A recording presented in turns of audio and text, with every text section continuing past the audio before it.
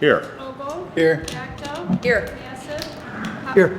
Potter. Here. Thompson. Here. Ballard. Here. Domain. Here. Littlemeier. Here. Pugh. Here. Banter. Here. Anderson. Here. And once again, for every meeting this year, we have a quorum. Let's look at the agenda as presented. Any comments on that? Any adjustments? I'll move it. Okay, all those in favor? Aye. That is approved.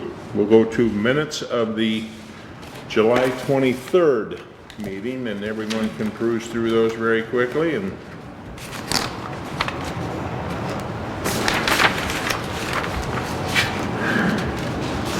I'll move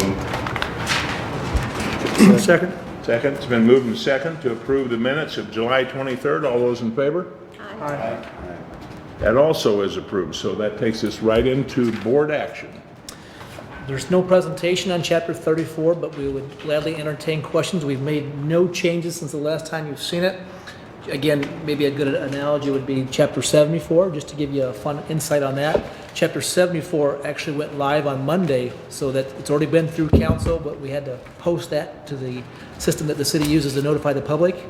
So again, this would then go on to council for up to 3 council meetings if they wanted to do it that many in a row. It's their choice. And then if approved, or when approved, it would then be posted, and then after that, that would go live as well. So no new changes on chapter 34. You have full support from your City Cemetery Advisory Committee. Correct. I know I asked this question last time, I'm sure, and you told me the answer. Speak but- into that, give me a little bit louder. Between it. Why is it that the name of the department is not capitalized when it's a formal name of a department or a position? I know you told me that last time, but I forget why. Yeah, it's Just because it was before, was that the answer? Yeah, that's just the way the code editor Okay. consistently does it throughout Okay. the municipal code. Just hard for a guy like me. I have the same. Any other comments or questions? On chapter 34, we had a very good discussion on that at the last meeting. I think every question was answered by Ben and Ganesh, and I think we came to somewhat of a conclusion of agreement on that. So any other questions on chapter 34? Was there any changes really from last at all? 0 changes. The board did not ask for any changes either. Just want to make sure that's clear. I'll move it. Okay. Been moved? Second. Second? Any discussion? I just had one question. I wondered, in section 34-32, powers and duties of the Park and Recreation Board, it mentions a duty we might have is hearing appeals, and I just wondered what that might involve. I think the staff streamlined that. Ben, you can correct me if I'm wrong, because under the old format, it was the Park and Recreation Board actually had some degree of involvement in the selling of plots. There was a lot of in-house stuff that is now done by staff that was under us, and I think that language has been cleaned up. Ben, I'll turn that over to you. It's a great question. I was just reviewing it one more time before I provide you an answer. Ann will correct me if I go wrong. I hope she does. We haven't dealt with that during my time in 10, 11 years I've been here now. But I could see an appeal would be if somebody wanted to enlarge in a site that didn't comply with what we've had set out for that individual block within the cemetery, and that I would tell them no, they still have an appeal process to make their case to this board. Something like that. That could be an example. It could even be that I've now have new rules of what I can and cannot permit for what we're calling passive recreation. So theoretically, if somebody wanted to come in and do an event that I said no to, there would be one more level of an appeal. They could come to you and make their case why they should be able to have that recreational component in a cemetery. Basically, that's correct. I mean, basically, any of the duties listed in 34, 33 could be subject to, any of Ben's decisions. So it's gives the board really a lot of oversight to, opportunity for citizens to come to the board and say, well, this is the reason I disagree with the director, and your opportunity to decide up or down on that. We won't tell them that's an option though, just so you know. So, I get your permission. Just wondering. Thank you. It's sufficient notice that it's in the ordinance itself. That- Did that clarify it, Cindy? Did that clarify it? Any other comments or questions? We have a motion on the floor that's been seconded, and so Rebecca, would you please call the roll? Davis, Yes. Vogel, Yes. Backo, Yes. Massive, Yes. Potter, Yes. Thompson, Yes. Woodard, Yes. Fowler, Yes. Philmaine, Yes. Lohmeyer, Yes. Pugh, Yes. Banter, Yes. Anderson. Yes. Okay. Action carries, so we'll go to B, section B. Thank you. So this is a flag retirement ceremony at Glendale. Now, subject to if council approves the new amended chapter 34, this will be the last time that an event of this nature will have to come to this board. I'll be able to, again, subject to council's approval, be able to approve this administratively. So you have a date and a time that this is the same group that's been working with us in the past for these flag retirement ceremonies, wanting to come in and offer this again Saturday, September 14th at Glendale, Sons of the American Revolution. It's a volunteer group. Just asking your permission if this meets the bylaws and the ordinance language as you recognize it today. Joel, comments on this? I don't think we should stand in the way of this fine event. So I'd like to make a motion that we allow the flag retirement ceremony at Glendale. Second. Okay, we have a motion's been seconded. Any discussion? This is going quick. Rebecca, call the roll, please. Davis, Yes. Vogel, Yes. Backo, Yes. Massive, Yes. Potter, Yes. Thompson, Yes. Woodard, Yes. Fowler, Yes. Philmaine, Yes. Lohmeyer, Yes. Pugh, Yes. Banter, Yes. Anderson. Yes. Okay, action carries. Just want to thank Ganesh for his leadership. He did a great job managing these two projects. That doesn't go without notice by all of us, so thank you. And gets a lot of the recognition too for sitting in a lot of meetings with us on different definitions in terms of chapter 34. But thank you again to the board for your willingness to help us go through chapter 34, and we'll keep you posted as how council reacts to this. So we're moving now to the fall recreation program overview. Does this include winter or just fall? I believe, I'm off memory again, I think mostly winter, but there is some, I mean, mostly fall, there is some winter programs too. Brian Becker and John Hagan are here. Oh, Yes. Do you have any more of the program guides? I do. Here's one, I've won. Thank you. There's some more up here too. Anybody else need one? Thank you. All right.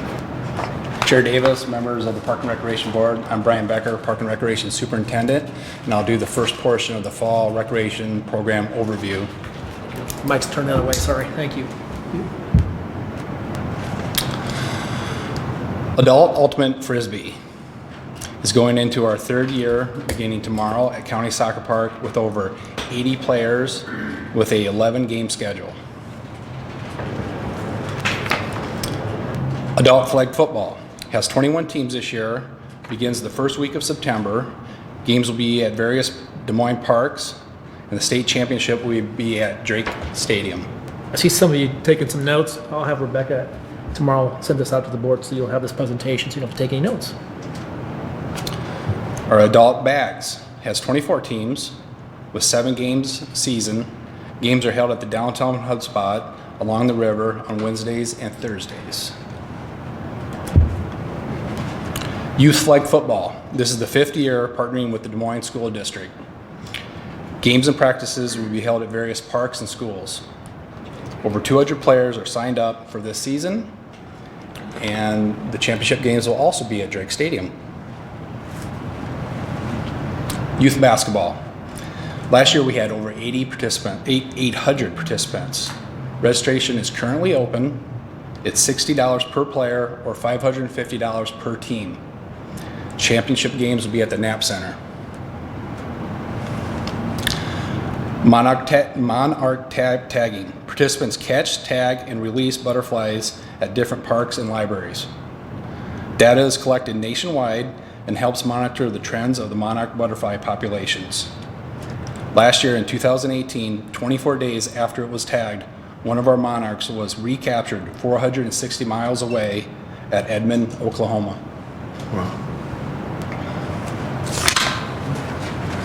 Chair Davis, members of the Park and Recreation Board, John Hagener, Park and Recreation Superintendent. Last Wednesday, we had 27 participants in our Nature Trail running series. For the third year, Des Moines Park and Recreation has teamed up with Fleet Feet Sports and will offer this running series for all levels of runners for our 30 miles of nature trails.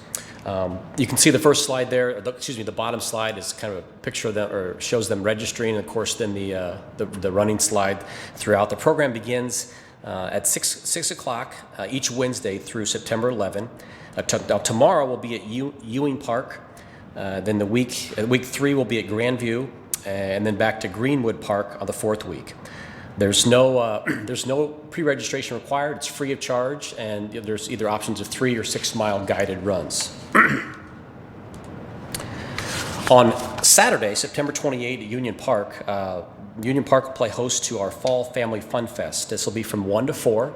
We'll have our a triathlon. This will be consistent of they'll start out in the tennis courts, and the kids 8 and under will get on their trike or big wheel. They'll do some laps around there, run over to the splash pad, and that will consist of the triathlon. While Chair Davis has been training for this, again, it's for 8 and under, so he wouldn't be eligible. So again, that's the 28th. Along with that, then we'll have food eating contests at 2 and 3 o'clock. That'll involve hot dogs and, of course, pizza. If you want to get involved with that. Heritage Carousel will offer the 50 cents rides, and then lots and lots of free activities. Of course, the ever popular inflatable bounce house and inflatable obstacle course. And of course, our partners with police department and the fire department will have their apparatuses there as well.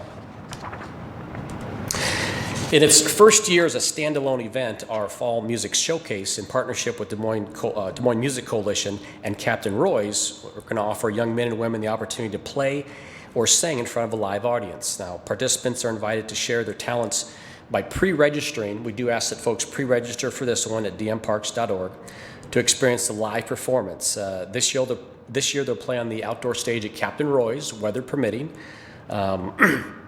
Again, last year, this event was part of the Fall Family Fun Fest. In December, the community recreation centers will play host to our Jingle Bell parties. This is a really cool event for families in conjunction with the Toys for Tots program.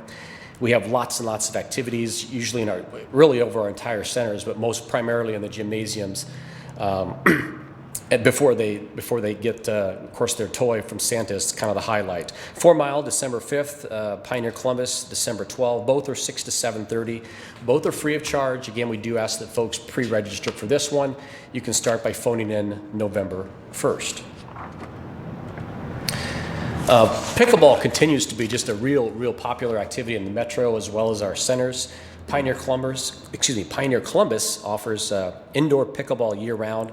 Mondays through Fridays, 8 to noon. We'll have as many as 30 or more waiting to play pickleball while our 4 courts are being used. They usually play 2-on-2, so just continues to be a popular activity.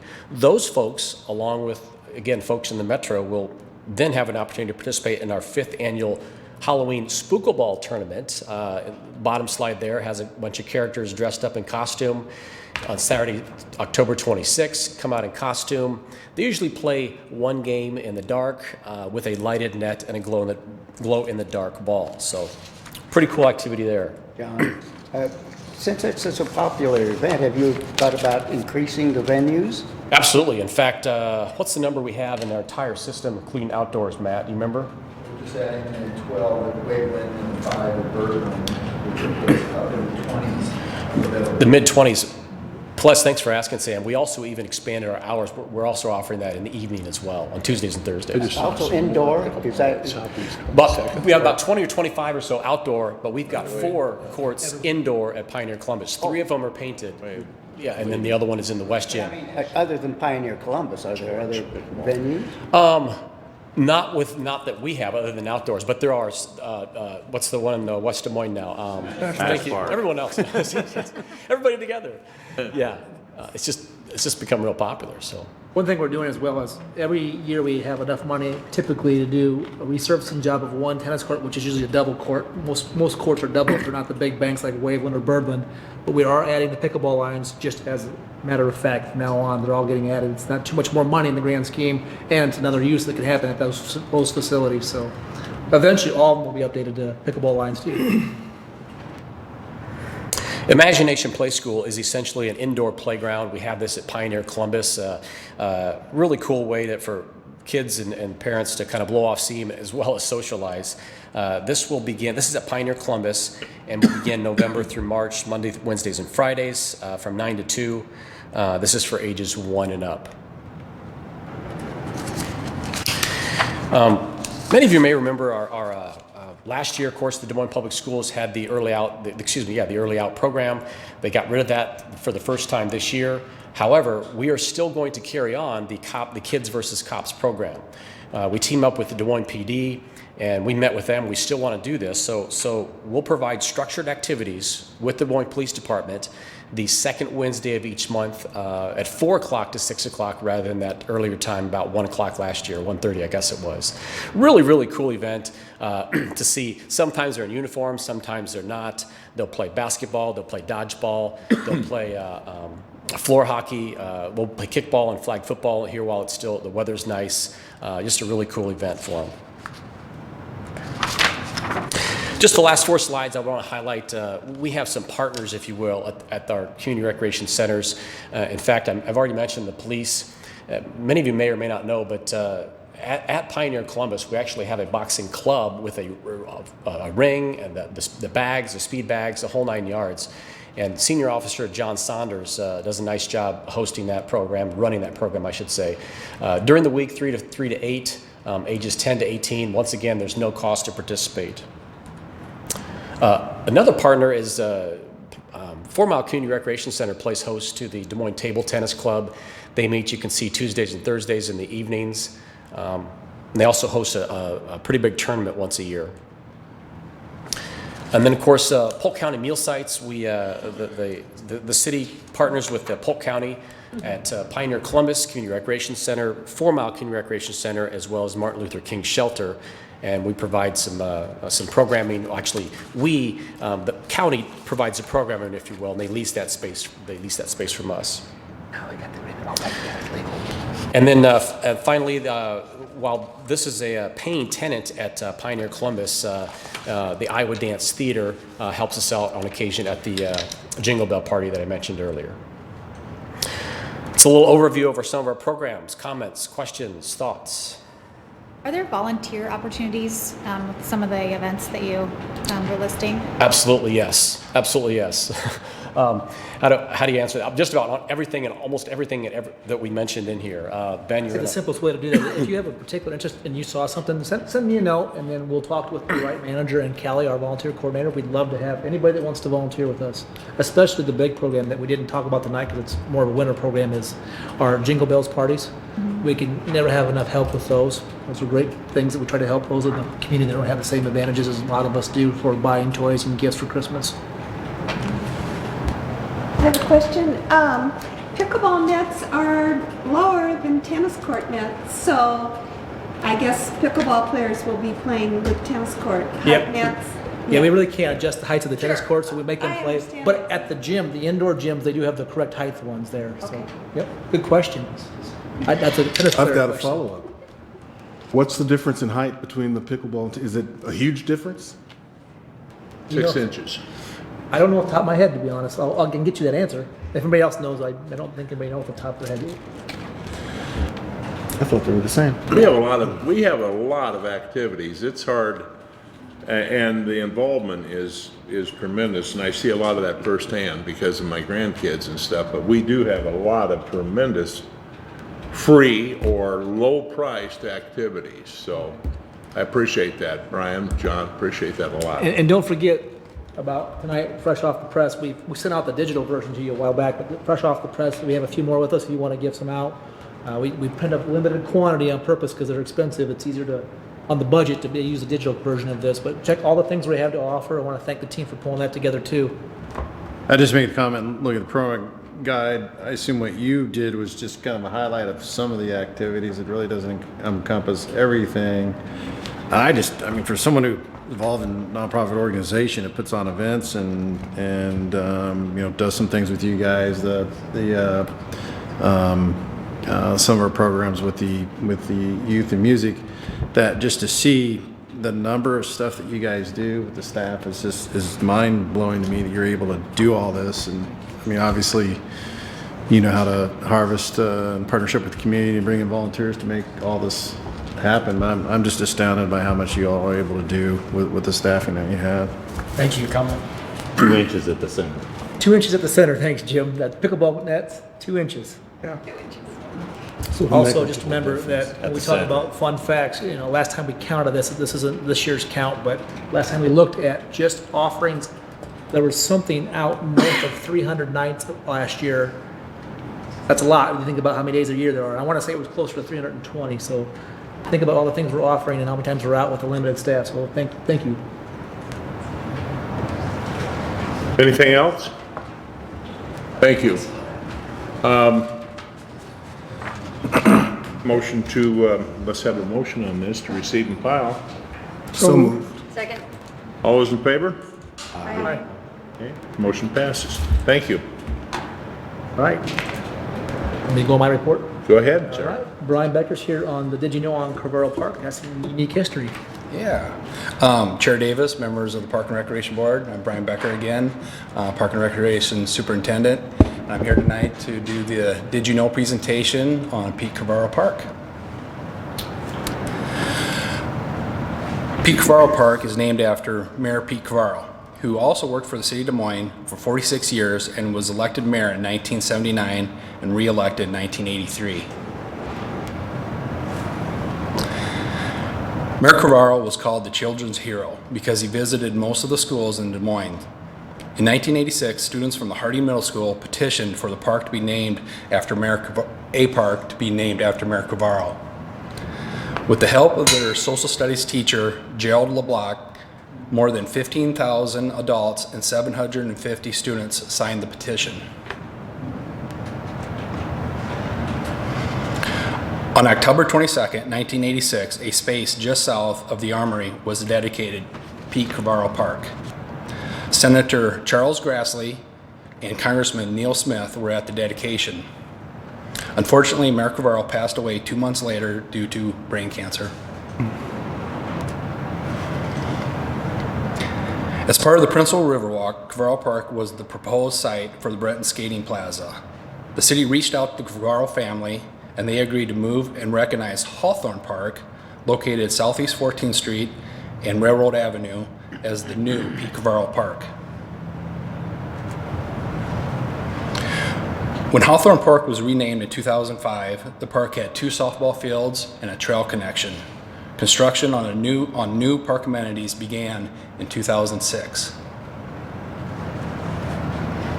Today, the park has restrooms, a playground, a basketball court, 2 open-air shelters, a 9-hole disc golf course, a trail connection, and a splash pool.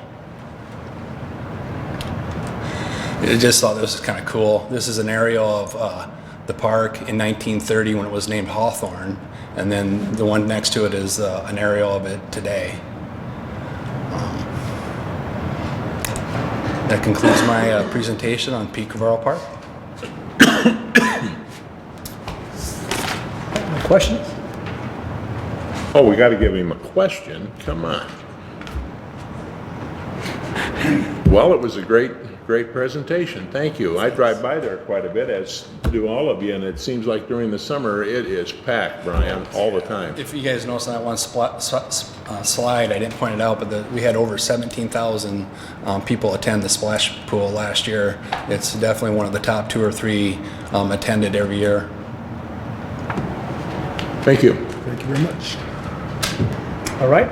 Our last item is a follow-up to give you the post-event results of Parks and Recreation Month by Jen Fletcher.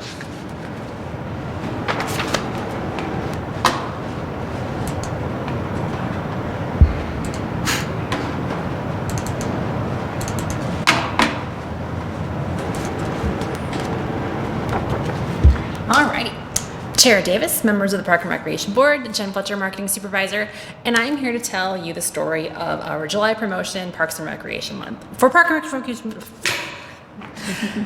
whew, a little too much Mountain Dew apparently. Tour Diem Parks. So, again, as we've done for the past 4 years, we asked people to visit 31 parks in 31 days, share their visits on social media with the hashtag TourDMParks2019, and those who finished the tour would compete for $1,000 courtesy of the Friends of Des Moines Parks.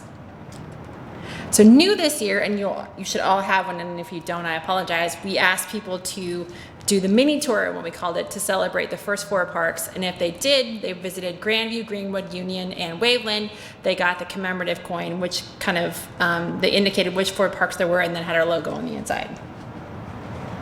So the results, we had 71 people confirmed who visited all 31 parks, and we had 50 people actually compete at the grand prize event at blank. So our winner this year was Ashley Michelson. She hit the high score, and as you can see, she got to walk home with the big check. Well, she didn't walk home with it. She got a picture taken with it, and then we gave her a little check. So I like to kind of compare year to year, and I'm kind of a stat geek. So as you can see, this is how the promotion has progressed year over year. We were not as successful this year, but we're still better than the first year we did it. Can't really explain why things have gone down, but still successful overall in terms of engagement and participation. Do you have any idea on numbers of people that just submitted pictures but didn't complete all 31 for those years? We have data for those who got the t-shirt and who got the park bucks, but in terms of, we had some people who just did one, and that's a lot of data to track, so I can't give you that number. Okay. But in terms of people who who were finalists, these are people who use Facebook, Twitter, and Instagram, and we like to track that just to see, does it validate the fact that we should track all 3 networks. Thanks to our sponsors this year, especially the Friends of Des Moines Parks, who donated the $1,000, Fast Science, who provided the on-site tour signs, the Iowa Cubs, who gave us some in-kind advertising, as well as Lamar, iHeartMedia, the 4 radio stations, who gave us in-kind advertising and PSAs online. So these are kind of fun. As we were wading through the pictures that people submitted, we found these really cool little comments, and it really kind of validated what we're doing and why we're doing it. Thanks for doing this. I found places I'd never been before. So this is just 3 of the comments. I'll leave those up before I switch to the next slide.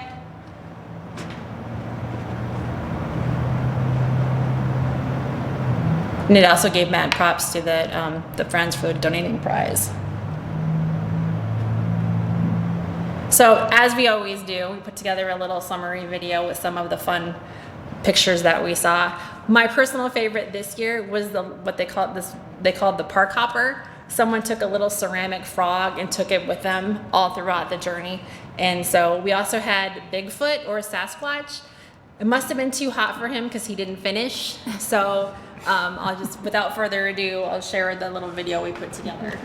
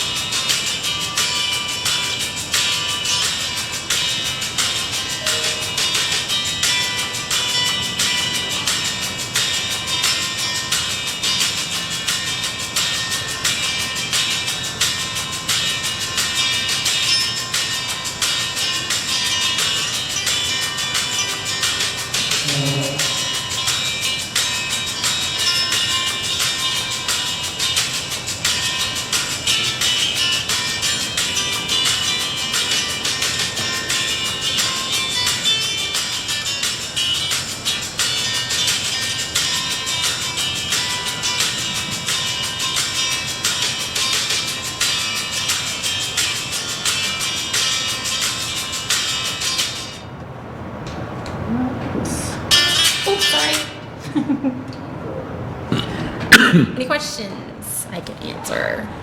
Comment? Yes. I love this program. I think it's great. And even if, people don't finish the whole thing, they go a handful of times, it's just a great way to learn. I mean, I think just they're visiting different parks, and I saw a lot of posts online, and I think it then makes other people want to go check those parks out. It's great. Thanks. Any other comments? I think it's a very good program also. Any other comments? Okay, thank you very much. Real quick, I have some more program guides if anybody needs any. There's also some down in the front desk, so. We'll just leave them at that front table here. You can grab them on the way out if you would like some. How many of these did we totally print? We printed 2,000. And then we've got it on the website. We're put on social media. So yeah, we're like Ben had mentioned, much like the annual report, we do a very limited actual print run. These are very limited? Yeah. They're very nice. Okay, we're rolling right along. We're ready for the committee reports, and we'll start off with the urban conservation. Andrea, Vicki, anything? Sorry, I couldn't attend. Our last meeting, I always learn something new at the Urban Conservation Committee meetings. This time we learned about a goose branding study. What study? A goose branding study. Banding. Excuse me, banding. Okay, Yeah, that's what I thought. You wouldn't brand a goose. Similar, a little less permanent maybe. But anyway, that Iowa State's doing, that was interesting. And then updates on a bird-friendly city application were kind of the highlights of our committee meeting this last month. Anything else? I have a goose problem at night. You play there and you see them. Oh, there's a goose problem all over the city. So one of the outcomes of Iowa State's study will be able to hopefully start at a higher level of government, the local level, to be able to set up a system today to hunt them more than we can today in a humane way. Today there's not a lot of options today to manage the problem. I would give you, those that have been on the park board long enough know that we have an urban deer hunt program.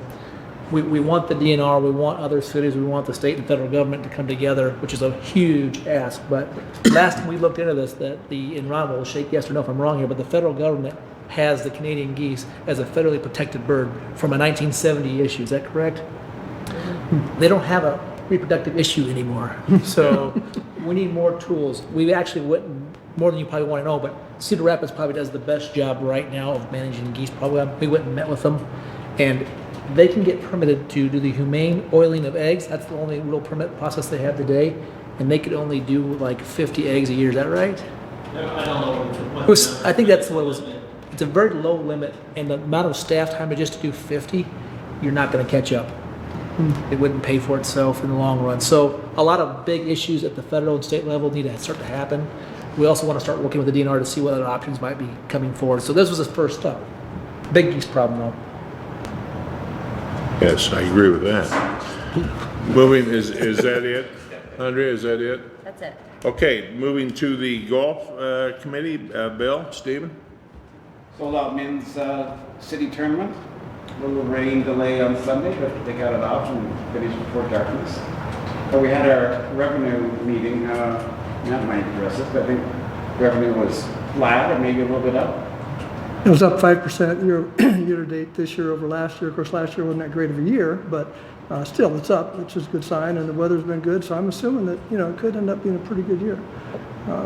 Talked about proposed fee changes, not much in the works there, possibly a slight increase maybe in cart fees, but otherwise, status quo on that. Anything else? Okay. Joel? Very busy meeting at the cemetery board this last Wednesday, August 7th. We met. We are continuing to work on the Wreaths Across America program, which is rolling out well.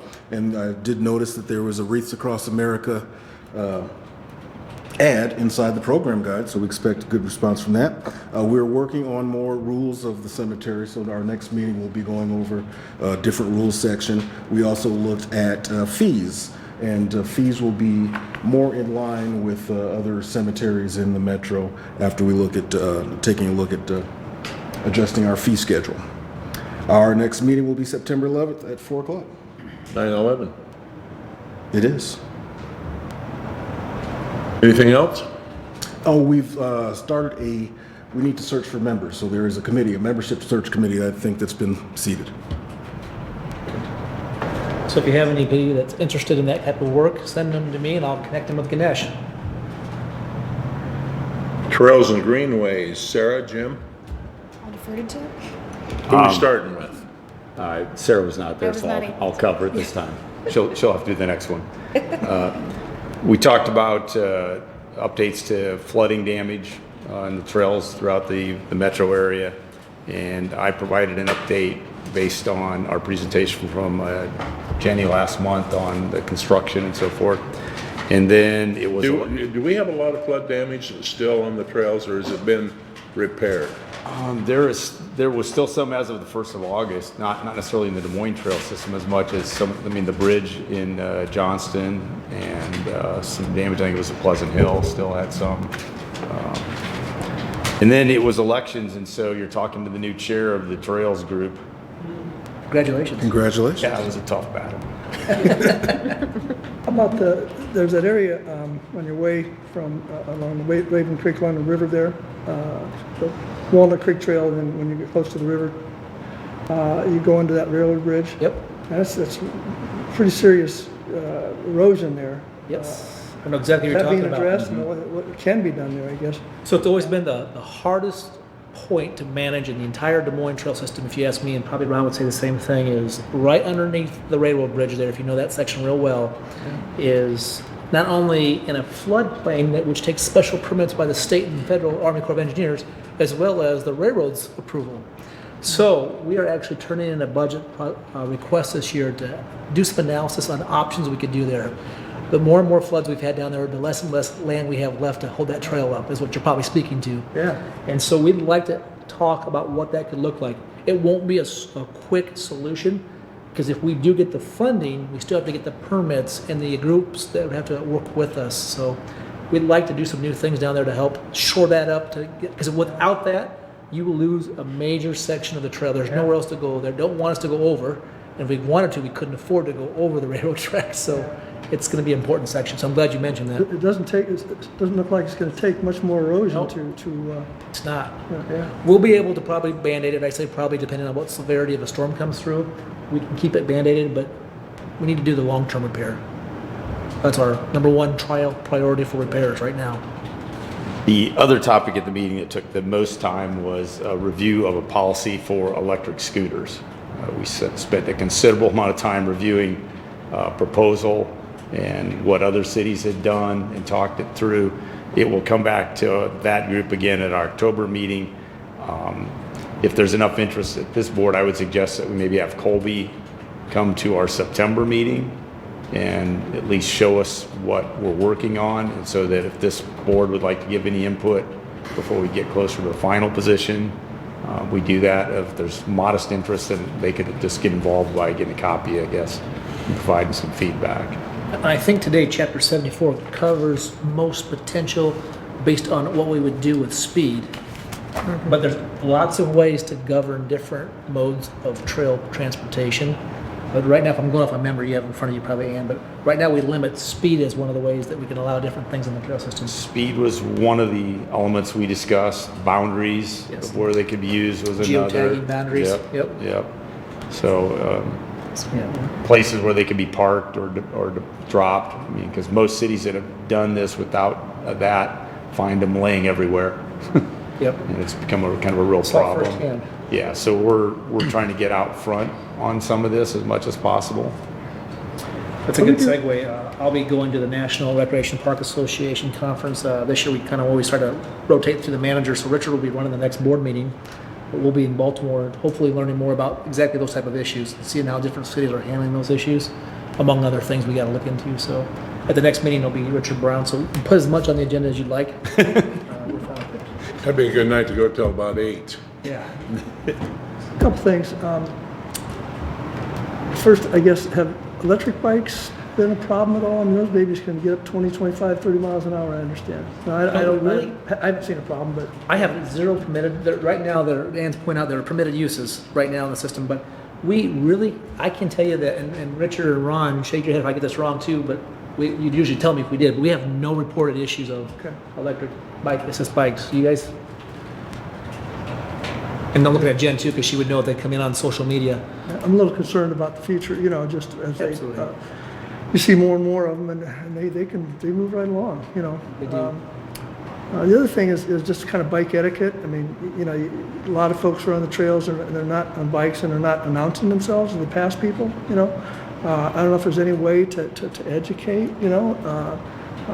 It's on the something signs. they passed They do out, include it on all our nice park signs. Yep. They do have the It's been an age-old correct discussion at this etiquette, board, with how do you educate new trail Yeah. riders, or Yeah. it becomes a policing issue then after the education.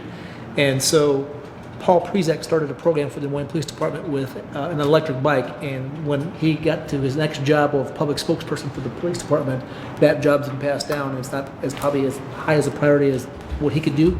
But I'll talk to the police department to see if there's an opportunity to have more enforcement via the actual bike that they use out there. So that's probably the best way to do it. You know, maybe something to, you know, people could pick up a little flyer, you know, kind of bike etiquette. Yep. I don't know. Yeah, no, definitely. We're open to any ideas. People just don't, and a lot of them just don't know, you know. Yeah. People go flying by and. There's language barriers, and there's Yeah. just also people that just want to do things their own way. Yeah. But Well, yes. and it goes both ways. It's not just the cyclists, the walkers need to acknowledge that they hear people when they're coming up behind Right. them as well, because that's part of it too. Both sides need to acknowledge. Absolutely. I know Mr. Ogle was concerned about that and did a lot of speaking on that when we talked about the Gray's Lake revamping the trail. Remember when you said the bikes coming down and around there? That was a concern that you had, Dale. Whether it be getting too congested and, yeah. But as I see that, if you have bikes, is there a recommended speed limit on bikes on the trail? I don't know. Is there? Quite often you'll see 10 miles per hour Yeah. if you're sharing it.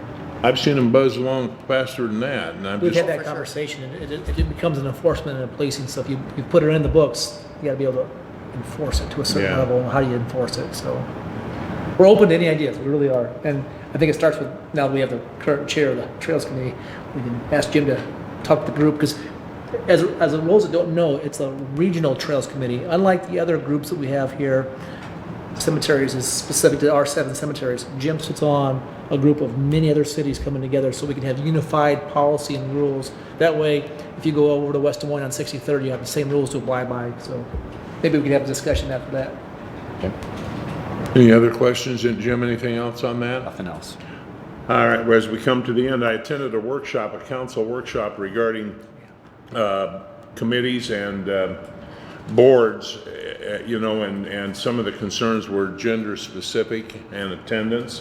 And I can say that gender specific, we're excellent, Des Moines Park and Rec, and I think we're one of the best attended as groups ever. I mean, our attendance is great. We're gender specific at every location. Well, I don't see tonight, we're not necessarily gender specific in chair seating, but we're very good on everything else. So I was very happy with that, and I'm very happy that we're always an example of the positive side on that. Now, as I was sitting down, I had a nice little thing here, and I don't know what this is. That was what Jen was speaking to regarding those first 4. No, is this it? Yeah, okay. Yeah, the 125th celebration. If you hit the mini tour, which was old 4 parks, you would get the coin. Okay, They do not work in the pop machine. Somebody already asked me that, so don't. Well, this will be my new bling. I like it. Do you have any more of the bling? We do, yes. Yep, we'll get you one. I knew you would try to get extra. There you go. Well, there's a couple people that came in, and I'm sure they're just looking for. I passed that down. Okay. Anything else, folks? Anything for the good of the cause? Jim, you got something to add? Yeah, I'd like to add, so this was our 8th year we did the Star Party in Ewing Park again, and it was very, very well attended again, but I'd like to publicly thank Ben's staff for the work that they did, but specifically Joel, who spends a lot of hours ahead of the event and then the day of the event out there and then camps out overnight to be with the campers or whatever. So I'd like to thank him specifically for the work that he puts into that event. It's kind of a passion of mine and I can drag him along for it, I guess. Thanks to Jim too. Jim pulls a lot of things behind the scenes together for us, from getting vendors to show up and helping market the event. So thanks to Jim for being all the hours he puts in, and his wife who's not here, she puts a lot of hours into. Yeah, she needs to get more credit than me. Yes. Just real quick, Ben, there's a lot of construction going on. Any quick highlights on progress or setbacks on any of our major construction projects? Yeah, exciting time. So I think you've all probably had some RSVP sent to you for 2 dedications coming up. One for the Jim County Sports Park Arches dedication, that's coming up sooner. And the second one is EMC, the Overlook. So we're going to set that one in October. Things are slowly progressing the right way. So we hope to have the October opening, early October. I think it's the 2nd for EMC. And that's at, I'm going off my, is that 10 a.m. or 11, remember? EMC, 10? 11. You'll have the email. We'll send it to you if you don't. 11. I have a lot of dates in my head right now I'm trying to memorize. And so that'll be a nice event. We're coming through on Grays Lake too. The Hubble Bridge will be done at the end of September is what they're forecasting to us. Remember, that's a different construction process than we normally would use. They're building it and then gifting it to us, so I'm relying on their information being as good as possible. I think they have the same goal as us, is to get that opened. And just so you know, I was out there just checking on the Gray Station side. They've already begun to pour the trail, so it won't be a bridge just to nowhere. It'll actually connect all the way up, zigzagging through to the east-west ML King Meredith Trail section right there. So when it opens, you'll actually have a place to go and connect to. The tunnel looks like it's on pace for, I think we said, is Richard, that May opening of next year. The Grays Lake side, you can actually tell what it's going to look like if you get out and walk Grays Lake. If you use the park a lot, you'll see that the tunnel's been framed in.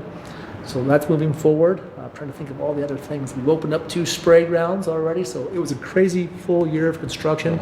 Lots of different challenges this year, but we've managed most of them, and I hope to stay on task and make those other ones open soon, because we would love to get Grays Lake opened up, and staff has decided we'll never do another construction project at Grays Lake like this again. We'll never do $3 million projects at Grays Lake again because it's stressful. So Free concert at Waterworks. Free concerts across the street at Waterworks. One of the things we're dealing with there, as you might guess, is, and the police have been great, is they've decided that they'll charge for parking at Waterworks Park for their events, so folks like to go over to our side, and then there's no parking left. And we had forecasted that. They gave warning the first couple, and the last few they've gotten tickets. So the $10 fee to park across the street is better than the $50 parking ticket you get at Grays Lake. So the word's getting out, and hopefully that continues to move like that. And I was going to mention also, there's a free, just got an email, there's a free concert this weekend at Waterworks Park, you know, for Labor Day. Anything, Ann, anything to add? No. Ben? You know what, if we have a motion in the next minute, we will set a time record. I'll move it, George. Second. All those in favor? Aye. We are adjourned. Thank you. Wow.